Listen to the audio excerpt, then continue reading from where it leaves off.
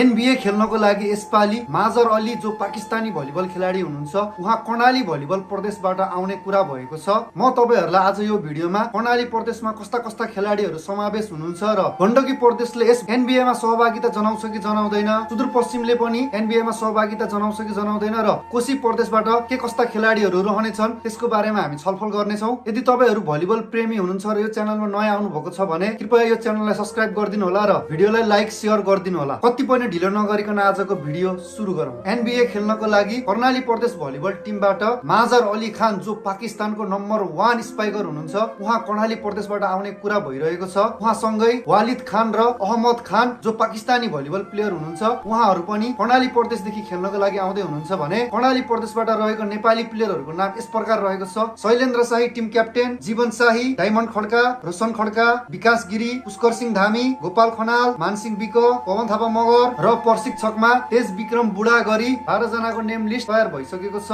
कर्णाली प्रदेशको फ्यानहरूको लागि यो एकदमै खुसीको कुरा हो। तपाईहरु यस खेल हेर्नको लागि कतिको एक्साइटेड हुनुहुन्छ र तपाईहरुलाई यो टिम कस्तो लाग्यो त कमेन्ट गर्नु होला। अनि गण्डकी प्रदेश भलिबल संघले आउँदै गरेको एनबिएमा सहभागिता जनाउँछ कि जनाउँदैन भनेर एकदमै धेरै प्रश्नहरू गर्नुहुन्छ, तर अझैसम्म भने गण्डकी प्रदेशले सहभागिता जनाउने नजनाउने भन्ने बारेमा टुङ्गो भने लाग्न सकेको छैन। मेरो विचारमा 80% जति गण्डकीले खेल्ने चान्स मेरो विचारमा चाहिँ है, तर 20% जे पनि हुन सक्छ। त्यही भएर तपाईहरु ढुक्क हुनु, सायद गण्डकी प्रदेशलाई एनबिएमा देख्न पाइन्छ होला। अनि त्यस्तै गरी सुदूरपश्चिम भलिबल संघलाई भने हामीले यसपालिको एनबिएमा देख्न पाइने छैन। यो सुदूरपश्चिमको फ्यानहरूको लागि एकदमै दुःखको कुरा हो। उहाँहरूले आउँदै गरेको एनबिएमा सहभागिता नजनाउने भनेर निर्णय गर्नु भएको छ। तपाईहरुलाई यो निर्णय कस्तो लाग्यो त्यो पनि कमेन्ट गर्नु होला।